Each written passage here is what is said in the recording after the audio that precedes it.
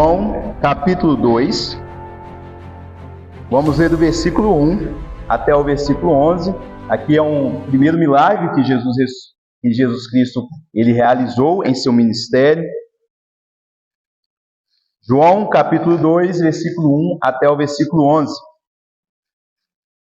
Diz assim a palavra do Senhor: 3 dias depois, houve um casamento em Caná da Galileia, achando-se ali a mãe de Jesus. Jesus também foi convidado com os seus discípulos para o casamento. Tendo acabado o vinho, a mãe de Jesus lhe disse: eles não têm mais vinho. Mas Jesus lhe disse: mulher, que tenho eu contigo? Ainda não é chegada a minha hora. Então ela falou aos serventes: fazei tudo o que ele vos disser. Estavam ali 6 talhas de pedra, que os judeus usavam para as purificações, e cada uma levava 2 ou 3 metretas. Jesus lhe disse: enchei de água as talhas. E eles as encheram totalmente. Então lhes determinou: tirai agora e levai-o ao mestre-sala. Eles o fizeram. Tendo o mestre-sala provado a água transformada em vinho, não sabendo de onde viera, se bem que o sabiam os serventes que havia tirado a água, chamou o noivo e lhe disse: todos costumam pôr primeiro o bom vinho, e quando já beberam fartamente, servem o inferior. Tu, porém, guardaste o bom vinho até agora. Com este, deu Jesus princípio a seus sinais em Caná da Galileia. Manifestou sua glória e os seus discípulos creram nele. Amados irmãos e irmãs, Igreja do Senhor, a palavra de Deus aqui nos mostra que Jesus Cristo, ele foi um homem que realizou milagres. João, ele diz que esses milagres, ele chama esses milagres de sinais. E João, ele escreve este evangelho, o evangelho de João, ele tem 3 propósitos em seu coração. Ele escreve esse evangelho, primeiro, porque ele quer esclarecer algumas coisas. Que coisas? Já se passaram mais de 20 a 30 anos que foi escrito o evangelho de Mateus, Marcos e Lucas. E cada evangelho, se você tiver um interesse e um tempo para você ler, você vai ver que cada evangelista, ele apresenta Jesus Cristo de uma maneira. Mateus tem interesse de apresentar Jesus como o rei, Messias, aquele que deveria vir, o rei dos judeus. Marcos apresenta Jesus como um servo sofredor. Lucas, no entanto, apresenta Jesus como um homem perfeito, um homem que foi perfeito em sua vida. João, ele já tem outro interesse. Ele apresenta Jesus de maneira peculiar e ímpar. Apresenta Jesus como sendo o Deus encarnado. E ele também, ele quer corrigir aqui com este evangelho algumas heresias que estavam acontecendo em sua época, chamados gnósticos. Eles acreditavam que a matéria era por si só impura e o espírito era puro e, portanto, o espírito não poderia se unir com a matéria. Isso era impossível. E João traz exatamente o contrário. Ele diz que sim, Deus, ele se fez carne, o verbo se encarnou. Ele faz isso no seu primeiro capítulo. E em terceiro lugar, João, ele tem um propósito ao escrever isso. E eu acho que este é o seu maior propósito. Ele quer que aqueles que leem estes sinais, esses relatos do ministério e da vida, morte e ressurreição de Jesus Cristo, Ele quer que eles acreditem. Ele quer que as pessoas acreditem, que entendam quem Jesus é. Nós vemos isso lá no capítulo 20. Você está com a sua Bíblia aberta, você vai ver que ele coloca o propósito, por que ele escreveu este evangelho. Evangelho de João, no capítulo 20, versículo 30 e 31. Ele diz: na verdade, fez Jesus diante dos discípulos muitos outros sinais que não estão escritos neste livro. Estes, porém, foram registrados para que creiais que Jesus é o Cristo, o Filho de Deus, e para que, crendo, tenhais vida em seu nome. Ele escreve alguns sinais, nós vemos que são milagres. E se você parar para ler todo o Evangelho de João, ele relata apenas 7 sinais, 7 milagres realizados pelo Senhor Jesus. E ele quer demonstrar por meio desses sinais, ele quer trazer para aquelas pessoas que estão lendo este Evangelho: olha quem Jesus é. Olha o que ele tem poder para fazer. Ele é exatamente aquele que eu estou falando que ele é lá no capítulo 1. Ele é o Verbo encarnado, o Verbo que estava com Deus no princípio, e o Verbo que é Deus, o Verbo que se fez carne. Então ele faz esses relatos. João, ele traz esses sinais, e nós vamos ver esse primeiro sinal, ou primeiro milagre que Jesus realizou em seu ministério, que é transformar água em vinho. E João, ele quer provar para nós que Jesus é Deus. Jesus, ele é Deus, ele é divino. Ele é o Deus que se fez carne. E diante desse relato, eu quero apresentar para vocês 3 verdades que João aqui ele traz a respeito de Jesus. A primeira verdade é que Jesus é Deus. É o Deus que se importa conosco. Nós vemos que nessa passagem é um casamento, mas esse casamento, ele tem um contexto. Diz que ele ocorreu 3 dias após Jesus Cristo ter recebido 2 discípulos, Filipe e Natanael. Nós vemos isso no final do capítulo 1. E aí então, nesse primeiro versículo do capítulo 11, João nos mostra que algo estava acontecendo. Um casamento, uma festa, algo memorável, algo alegre. E diz que Jesus ele foi convidado para este casamento. Ele foi lá neste casamento, e algo nos chama a atenção quando Jesus ele aceita este convite. Chama muita atenção. Quer dizer que Jesus, ele é aquele que chora com os que choram, ele se compadece daqueles que sofrem, mas Jesus, ele se alegra com os que se alegram. Nós vemos um Jesus aqui diferente, não um Jesus, um cara fechado, um Deus com cara fechada, mas um Deus que gosta de festa, gosta de celebração. E o casamento naquela época era um momento alegre. Era tão alegre que não durava apenas 1, 2, 3 horas, não, como é o nosso costume. Naquela época, os casamentos duravam 7 dias direto, celebrando, se alegrando diante de Deus por essa união. Então nós vemos que Jesus, ele gosta de festa. Mas há uma segunda verdade que nos chama a atenção, que Jesus também, ele honra o compromisso do casamento.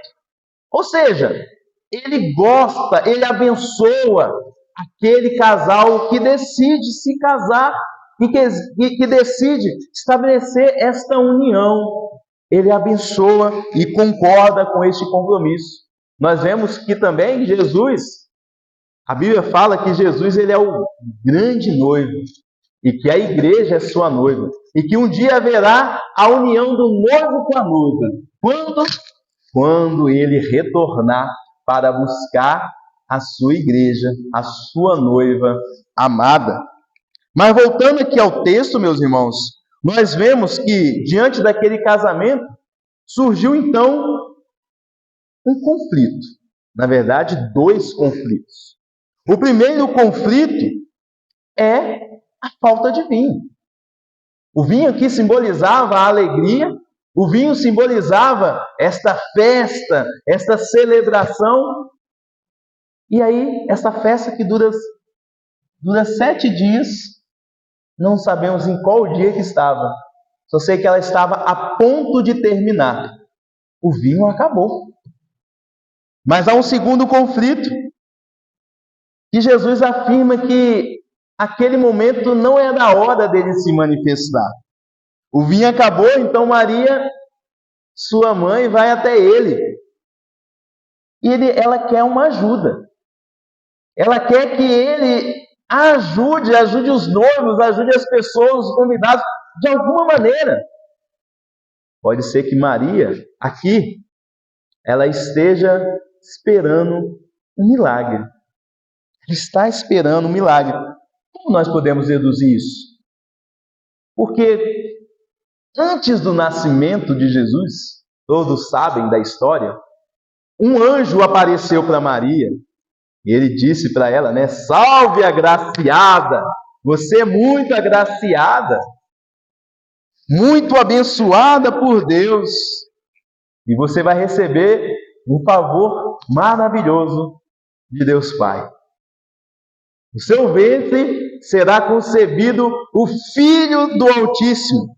E diz lá em Lucas, capítulo 1, versículo 32, este será grande e será chamado Filho do Altíssimo. Deus, o Senhor, lhe dará o trono de Davi, o seu pai. Então ela sabia que Jesus não era alguém comum, Filho do Altíssimo. Sua gravidez foi um milagre. Então ela não espera nada mais, nada menos que um milagre da parte de Jesus. Mas a princípio não é isso que acontece. Diz o texto que ao invés de Jesus chegar e falar, mãe, vou tentar resolver essa situação. Não é isso que acontece. Diz o texto que Jesus, ele parece que responde a sua mãe de maneira grosseira. Ele responde da seguinte maneira, no verso 4, mulher, que tenho eu contigo? Que palavra, hein? Imagine, né? Todos aqui, né, têm ou já tiveram mãe. Imagine você chamar a mulher que te criou, que te deu à luz, que te amamentou, que esteve com você um longo período ou um curto período, mas ela te amou demais. Proveu todos os cuidados iniciais da sua vida. Você era alguém totalmente dependente. E aí, normalmente, a gente cresce chamando esta mulher de mãe. Alguns chamam de mãezinha, maninha. Mas Jesus olha para sua mãe, essa mulher que o criou, e fala, mulher. Imagine você chamando sua mãe de, ô mulher. Parece, na nossa cultura, isso soa como? Como um desrespeito, como uma grosseria. Mas, por mais que possa parecer isso, por mais que possa parecer uma afronta à sua mãe, por mais que possa parecer que Jesus está sendo grosseiro com a sua mãe, ele não está sendo grosseiro. Ele não está. Por que nós entendemos dessa maneira? A Bíblia diz que Jesus foi o único homem perfeito. Se ele foi perfeito, ele nunca pecou. E um dos 10 mandamentos na lei de Deus é: honra teu pai e a tua mãe. Se ele aqui está sendo desrespeitoso, grosseiro, afrontando a sua mãe, logo ele está pecando. E se a Bíblia afirma que Jesus nunca pecou, então o que Jesus está fazendo aqui? Meus irmãos, Jesus aqui está sendo não grosseiro, mas amoroso. Jesus Cristo está tratando a sua mãe aqui com todo amor e carinho que ele pode ter por ela. E como nós podemos saber disso? Porque naquele momento ele está mudando a maneira e o relacionamento com a sua mãe. Jesus Cristo, ele sabia que um dia ele iria para onde? Para a cruz. Ele iria morrer. Então ele está preparando a sua mãe para que não enxergasse ele, aquele bebezinho que iria ser pregado numa cruz, porque é assim que as mães enxergam seus filhos, mesmo depois que eles estão barbados, de cabelo branco. Para a mãe, sempre será o seu bebezinho. E Jesus estava mostrando para ela, não. Você precisa me enxergar de maneira diferente. Eu sou o Senhor. E agora você é minha serva. Agora nós devemos trocar esse relacionamento de mãe e filho e substituir por um crente e um salvador. Que Jesus ele se apresenta como sendo o salvador. O anjo mesmo anunciou, esse Jesus será o salvador, ele salvará o seu povo de seus pecados, inclusive Maria. Maria também precisava ser salva por Jesus, porque não é isso que a palavra de Deus fala? Em Romanos capítulo 3, versículo 23, diz que todos pecaram, e todos estão destituídos, separados da glória, da presença de Deus.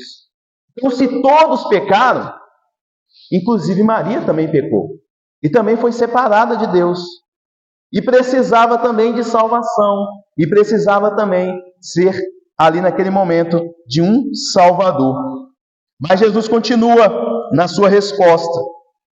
Ele diz, ainda não é chegada a minha hora. Não é chegada a minha hora de me manifestar, de iniciar o meu ministério. Jesus está mostrando aqui para sua mãe que por mais que ela seja sua mãe, ela precisava entender que ele sabia o momento exato de agir. Não era ela.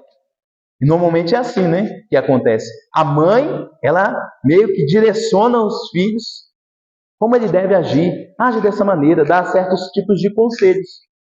E Jesus Cristo fala, não. Está vendo como ele quer mudar esse relacionamento? Ele quer que a sua mãe o enxergue como Senhor. E como Senhor, e Deus que João quer mostrar aqui, esse Deus encarnado, ele é soberano nas suas decisões. Ele é soberano no seu momento e na sua hora de agir. E Maria entende isso? Sim. Maria entende qual a mensagem que Jesus está transmitindo. E eu vou agir no momento determinado, no momento certo. Não é no seu momento. E Maria, então, ela se submete à vontade de Jesus Cristo. O que ela faz? Tá bom. Tudo bem. Chama os servos e fala, fazei tudo o que ele vos disser. E o que ele vai fazer? Ela não sabe, ela espera um milagre, mas naquele momento Jesus podia falar assim, bom gente, manda os convidados embora, porque acabou o vinho. Ele poderia simplesmente falar, não vou me manifestar agora. Mas olhando para aquele casal, olhando para aquelas pessoas, olhando para aquele momento de alegria, ele não é indiferente. Ele não é alguém que gosta de ver as pessoas sofrerem. As pessoas que pensam que Deus ele se alegra com o sofrimento, se alegra com a tristeza. Não. Jesus olha e fala, eu vou suprir.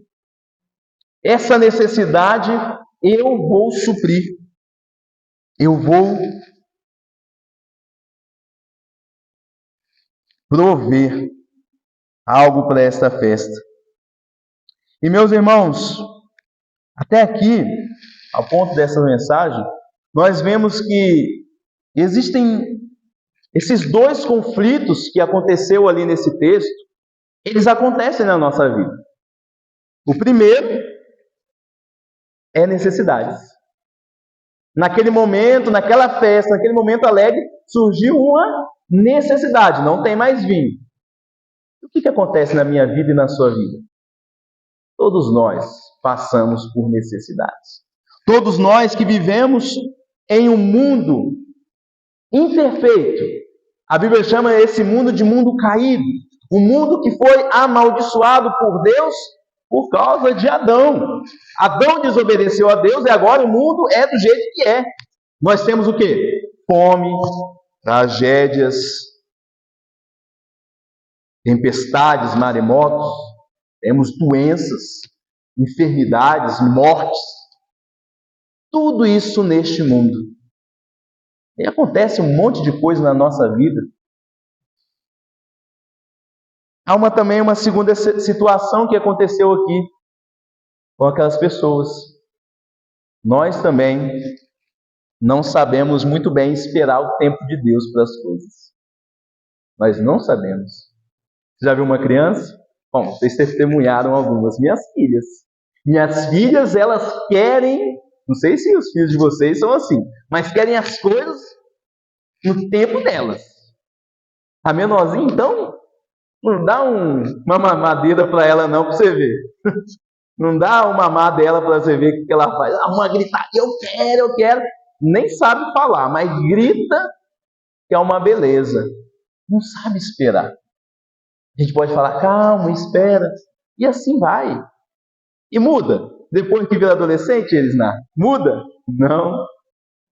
Depois que vira adolescente, continua. Ainda um pouco, você tenta malear, não é verdade, Fernando? Mas quer, eu quero. Aí você fala, não, aí quando amadurece, quando se torna adulto, aí sim, a pessoa alcança a maturidade, sabe esperar o momento certo das coisas. É assim? Não. Nós que fomos mais jovens, foi difícil esperar o tempo de achar a esposa, o marido. Nós não sabemos esperar o tempo certo de Deus. Nós queremos tudo no nosso tempo e no nosso momento. Nós passamos por essas dificuldades. Nós passamos por esses conflitos em nosso coração. Infelizmente, nós somos esse tipo de pessoas. Igual um bebê diante de Deus. Eu quero, Deus, eu quero. Se o Senhor não me dá, eu vou pisar no chão, eu vou fazer pirraça. Mas eu quero. Dificilmente nós conseguimos esperar o tempo certo das coisas. Em alguns momentos da nossa vida nós queremos o quê? Adiantar. Não é o tempo, mas... Não, Deus, mas eu vou, não é o tempo. Ou é o tempo, você vai... Então nós temos essa dificuldade. Mas graças a Deus que Deus, nosso Criador, Ele sabe disso. Ele sabe desses conflitos internos que nós temos. Ele sabe dos sofrimentos externos que nós passamos, as chamadas tribulações. Ele sabe disso tudo. E é por isso que Ele enviou Jesus Cristo. É por isso que Deus enviou e nos deu Jesus Cristo. Jesus Cristo é esse Deus que demonstra o quê? Compaixão. Compaixão para a nossa vida. Ele, em momentos que às vezes nós não merecemos, às vezes não é o tempo. E assim como nós vemos no texto, ele falou, não é a hora, mas eu vou ter misericórdia deles, eu vou lhes suprir. E Deus, Ele faz isso conosco. Às vezes não é o tempo, mas Ele tem compaixão de nós e nos ajuda, e nos fortalece, e nos supre as necessidades. Mesmo quando essas necessidades são culpas, consequências das nossas más escolhas, Ele se compadece de nós. E meus irmãos, saber que Cristo, Ele se compadece, Ele tem compaixão de nós, mesmo não sendo o tempo certo de fazer as coisas, isso nos desafia a crer em Deus. Mas não em qualquer Deus. Um Deus que se importa conosco. Um Deus que se importa com as nossas necessidades. No momento de sofrimento, nós achamos o quê? Será que Deus está me vendo? Nós queremos algo e algo não acontece, nós nos perguntamos: será que Deus me ama mesmo? Será que Deus está lá no céu olhando para mim? Tem pessoas que pensam que é tudo isso aqui, ó. Isso aqui é a vida. A vida vai além. Deus, há um Deus nesse mundo, há um Deus olhando para as pessoas, há um Deus que se importa. Nessa noite eu queria que você acreditasse que Deus, Ele se importa com as suas necessidades.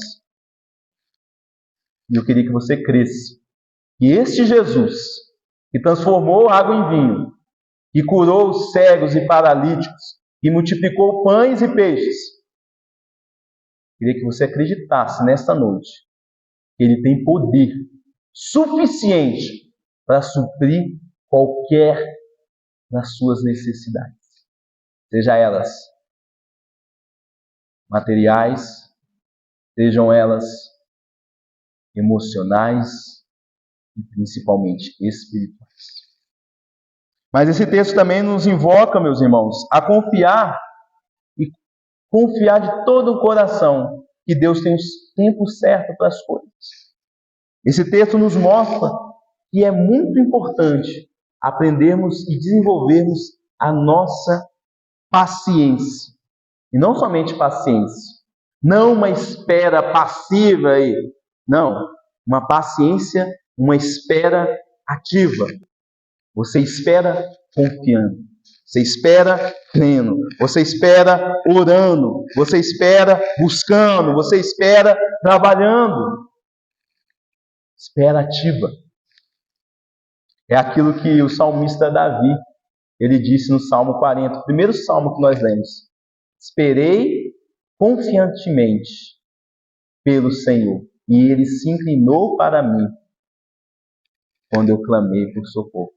Outra tradução diz: esperei pacientemente pelo Senhor. Nós precisamos aprender, meus irmãos, a esperar, mas esperar pelo Senhor. Mas voltando aqui ao texto, meus irmãos, agora nós vemos que o que Jesus irá fazer diante daquela necessidade. Versículo 6 até o versículo 8 mostra que havia alguns objetos ali, né?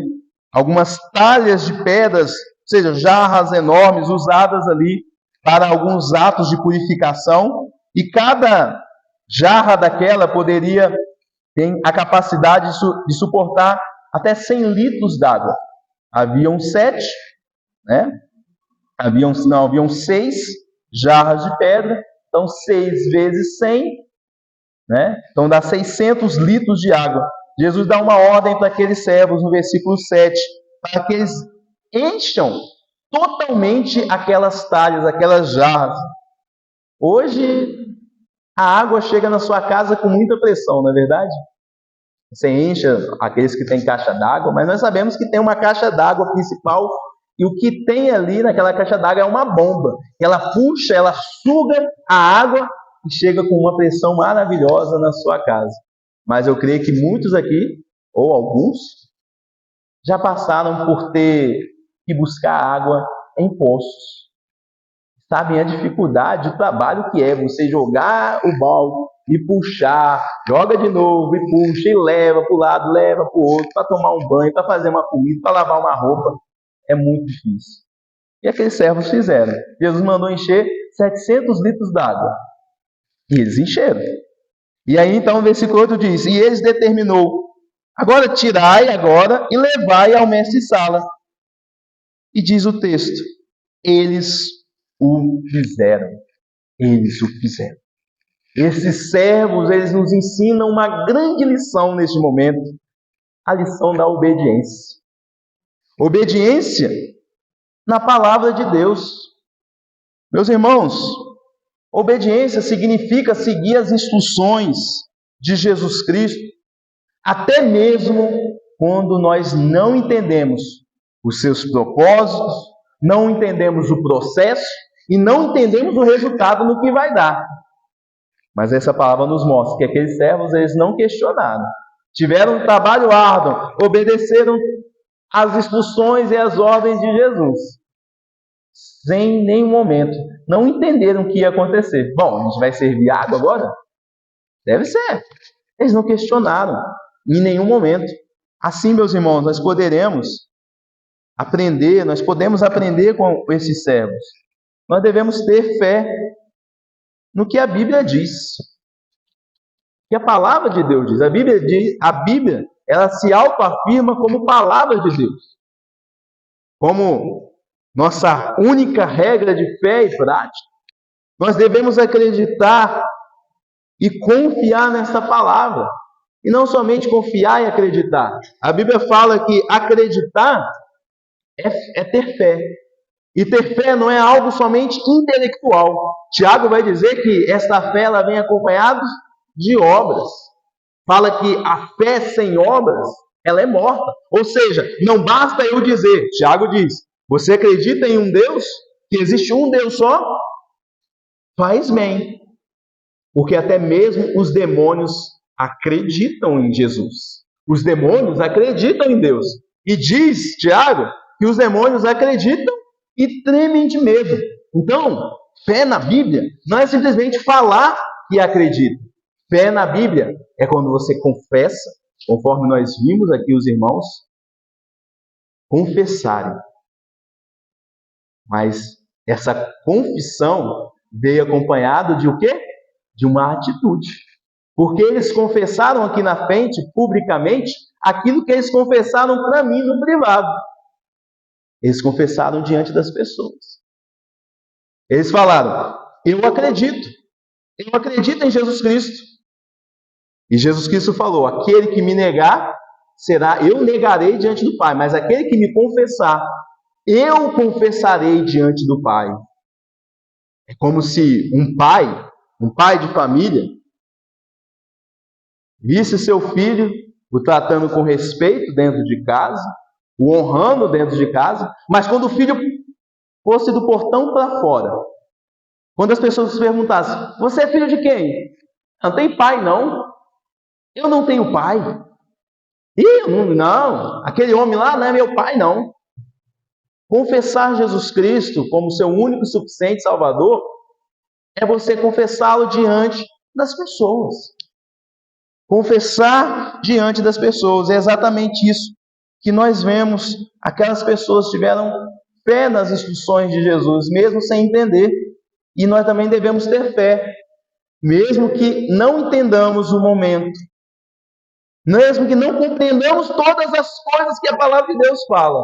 Nós devemos confiar e obedecer. E essa obediência, meus irmãos, ela vem acompanhada de bênçãos. Deus, em sua palavra, Ele promete abençoar aqueles que lhe obedecem. Aqueles que obedecem e ouvem a sua palavra. Ele diz, aquele que ouve a minha palavra será comparado a um homem prudente que construiu a sua casa na rocha. E vieram os ventos, a tempestade, as chuvas, e a casa não caiu. Então, o apelo de Deus nesse momento, por meio deste servo, a você, é que você creia em Jesus Cristo. Esse milagre, esse relato, é para que você creia que Jesus Cristo é Deus. E você crendo de verdade, confessando a sua fé, você possa ser salvo. Jesus, Ele se importa. Jesus é o Deus que se importa com você. Creia nisso. Creia nisso nessa semana. Creia nisso no dia de hoje. Deus não está aquém das suas necessidades. Bom, nós vimos que Jesus, Ele se importa. Jesus é o Deus que se importa conosco. Mas há uma segunda verdade que Jesus Cristo e João, ele nos quer provar com essa história. João quer provar que Jesus também é o Deus que provê. Ele se importa, mas Ele é o Deus também que provê. Nós chegamos então no clímax da história, olhando para o texto. Jesus manda os servos levarem. Agora há aquela tensão. O que será que vai acontecer? Bom, você sabe que você leu o texto, mas se coloque no lugar daquelas pessoas, daqueles servos por um momento. Imagine o que passou no coração deles. Bom, eu enchi de água, agora eu vou levar o meu chefe. Será que meu chefe vai gostar que eu sirva água para ele? e água quente, ao invés de vinho, acho que ele vai me mandar embora. Imagine aquele servo, né, a gente chama hoje de garçom, levando aquele pote, tremendo de medo. Tá? Imagine os servos escolhendo, quem que vai?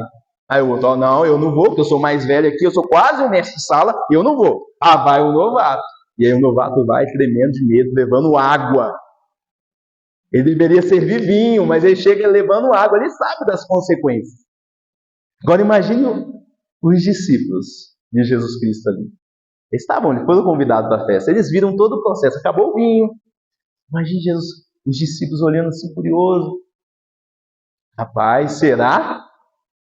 Será que vai acontecer alguma coisa aí? Estou curioso para ver esse negócio aí. Será que o negócio vai se transformar essa água vai se transformar em vinho? Ih, não sei. Até agora eu estou seguindo Jesus Cristo. Ele falou que é o Messias, João falou que ele é o Cordeiro de Deus. E aí? Será que ele é essa pessoa mesmo? Imagine Maria. Maria olhando assim, meu Deus do céu, aí Jesus, estou aqui, sou seu Deus, eu estou aqui. Imagine Maria, fechando o olho, então nem vi. Imagine a reação de Jesus naquele momento. O texto não fala que no momento que o servo ia levando, Jesus fez o quê? Estendeu a mão, assim, agora a água se transforma em vinho. O texto não fala isso. O texto não diz nem que Jesus falou, água se transforma em vinho.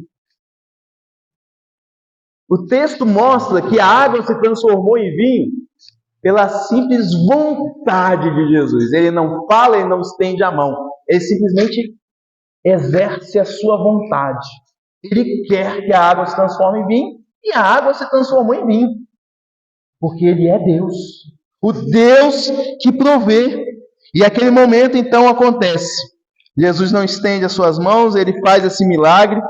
Diz que este milagre foi um testemunho incrível diante dos seus discípulos. E a água se transforma em vinho. Que maravilha, né? Mas não. A água não se transformou em vinho. A água se transformou em um excelente vinho. Mostrando que Jesus ele não somente supre e provê, ele provê de maneira extraordinária e abundante.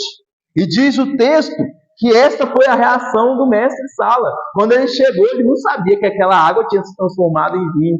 E ele prova aquele vinho e ele fala, que vinho é esse? E ele mostra que o costume na festa dos judeus, no casamento, era o quê? Põe o vinho melhor, o melhor vinho primeiro, né? No primeiro dia o melhor vinho era servido. Aí depois que as pessoas estavam mais alegrinhas, davam os vinhos inferiores, os vinhos mais baratos, e aí então ninguém ia perceber a diferença. Era esse o costume. Mas ele chama o noivo e fala, você fez diferente, esse é o costume, mas você deixou o melhor vinho. Meus irmãos, aquele homem, ele já tinha provado vinhos excelentes. Ele tinha experiência, ele não era igual o pastor, não. Você me falar assim, se você colocar uma taça de vinho e um suco de uva, eu vou provar, eu não vou saber a diferença.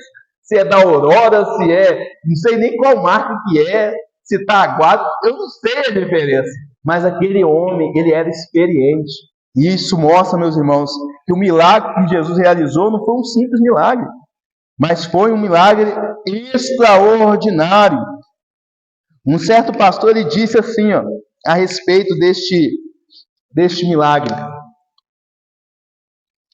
Aquele que supre tão abundantemente no domínio físico, não será menos generoso no domínio espiritual. Não há limites para a sua generosidade. E todos os seus dons são do melhor. Ele nos ajuda até mesmo em nossos constrangimentos. Meus irmãos, Jesus é o Deus que provê. Mas Ele provê de forma abundante. E esse texto nos mostra isso. Que Deus não somente se importa com as nossas necessidades, mas parece que Ele estende a mão e de alguma maneira Ele quer suprir estas necessidades. E é interessante que esse Deus que supre essas necessidades, Ele não somente atende às nossas expectativas. Quando Ele supre, quando Ele atende, quando Ele estende a mão para os seus servos, Ele supera as nossas expectativas. E hoje Deus está desafiando você. Está desafiando você a crer que Jesus pode fazer infinitamente mais do que aquilo que você imagina, do que aquilo que você espera. Deus pode. Deus pode pegar seu filho, mãe, que não crê, que não confessa Jesus Cristo, e pode fazer a mesma obra que fez na vida do Raí. Pode fazer com que ele confesse. Pode fazer com que ele creia. Pode fazer com que ele transforme. Deus tem esse poder. Às vezes o que você quer é apenas um pequeno milagre. Mas Deus tem o poder de fazer infinitamente mais, conforme o poder que opera em nós. E diante das situações difíceis, meus irmãos, da sua vida, se por acaso você está passando, ou se por acaso você irá enfrentar, mas quando você passar, esse texto nos mostra que nós não devemos parar de orar. Você não deve parar de orar, você não deve parar de acreditar, confiar que Deus está no controle de todas as situações, todas. Ele tem um controle, Ele é soberano. Você tem que confiar e acreditar nisso. Não pode parar, não pode desistir. Bom, voltando aqui ao texto, nós vimos que a primeira verdade que João quer provar com essa história é que Jesus é o Deus que se importa. A segunda verdade é que Jesus é o Deus que provê. E a terceira e última verdade que João quer nos provar com essa história é que Jesus é o Deus que manifesta a sua glória. Ele não é um Deus distante que nós não temos acesso e Ele está ali olhando para o mundo assim, vamos ver o que vai dar. Como se tivesse deixado nós sozinhos nesse mundo, nesse universo. Ele é o Deus que está presente, é o Deus que se importa e é o Deus que busca se relacionar conosco. Ele busca. E no verso 11, então, nós vemos que João, ele interpreta toda essa história. Eu não preciso, você não precisa interpretar. Ele mesmo, ele relata a história e ele descreve essa história. Ele diz, com este, deu Jesus princípio a seus sinais em Caná da Galileia. Observem que Jesus nunca tinha feito nenhum milagre. Esse foi o primeiro. Primeiro milagre que Jesus realizou. Não fez nenhum milagre quando ele era criança, quando ele era adolescente. João, a palavra de Deus nos mostra que ele fez, este foi o seu primeiro milagre. E ele chama esse milagre de sinal. E o que esse sinal ou milagre significa para nós hoje? João chama esse milagre de sinal, ou seja, milagre aqui, ele é considerado como prova de autoridade e majestade divina. O milagre aqui, ele é algo que direciona você que está lendo para alguém. Alguém que está realizando este milagre. Ele está mostrando, esse milagre mostra que Jesus não é simplesmente homem. Ele é homem sim, mas ele é mais do que isso. Ele é Deus. Ele é divino.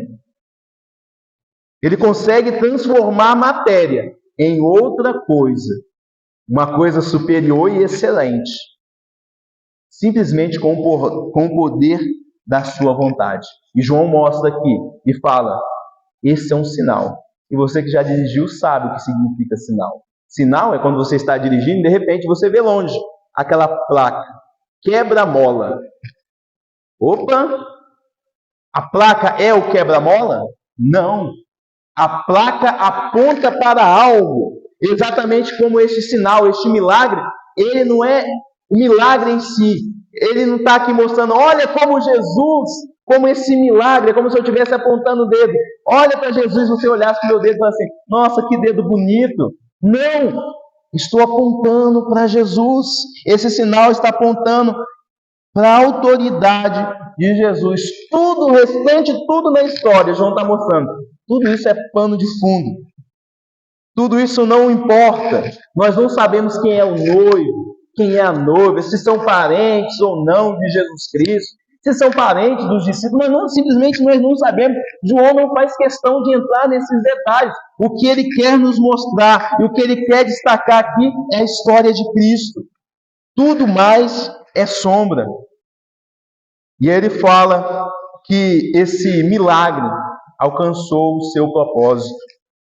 Diz o texto, manifestou a sua glória e os seus discípulos creram nele. A fé dos discípulos, naquele momento, foi aperfeiçoada, foi fortalecida por este sinal. Eles não ficaram presos no sinal. E é o que eu convido a você a fazer isso hoje. Não fique preso aos milagres que Deus pode realizar. Não fique preso naquilo que Deus ele pode fazer com a sua vida. Se apegue ao Deus. Esse Deus que manifesta a sua glória a você. Manifesta a sua presença a você. Nós, meus irmãos, temos uma fé imatura. Uma fé que muitas das vezes somos levados por ventos. E tudo que falam para nós não sabemos se é verdade, se não é. Porque nós temos uma fé imatura, nós não conhecemos o nosso Deus de fato. É por isso a necessidade de buscarmos cada vez mais conhecer. E nós movemos exatamente isso. Jesus queria que os seus discípulos o conhecessem mais. Por isso que ele manifestou a sua glória. E não é diferente para com a sua vida. Jesus, o nosso Deus, ele quer que você o conheça mais. Ele quer que você se aproxime mais. Ele quer que a sua fé seja amadurecida, que você tenha confiança em quem Ele é e que você busque cada vez mais a Ele. Esse milagre, meus irmãos, concluindo, esse milagre ele enfatiza que Jesus Cristo, Ele é Senhor. Ele é Senhor dos homens. E se Ele é Senhor, Ele deve ser obedecido. Além disso, mostra que Jesus, Ele não é somente Senhor, dono, aquele que manda. Esse milagre enfatiza que Ele é Deus. E se Ele é Deus, Ele deve ser crido e buscado constantemente. Esse milagre enfatiza que Jesus não é alguém carrancudo, alguém insensível. Ele é compassivo para conosco. Ele tem misericórdia de nós quando algo nos falta, quando passamos por dificuldade. Esse milagre enfatiza que eu e você precisamos de um Salvador. Um Salvador que tem poder de não somente transformar água em vinho, mas tem poder de transformar a nossa vida, nos salvar por inteiro e por completo. E por fim, meus irmãos, esse milagre enfatiza que nós devemos crer. Crer em Jesus.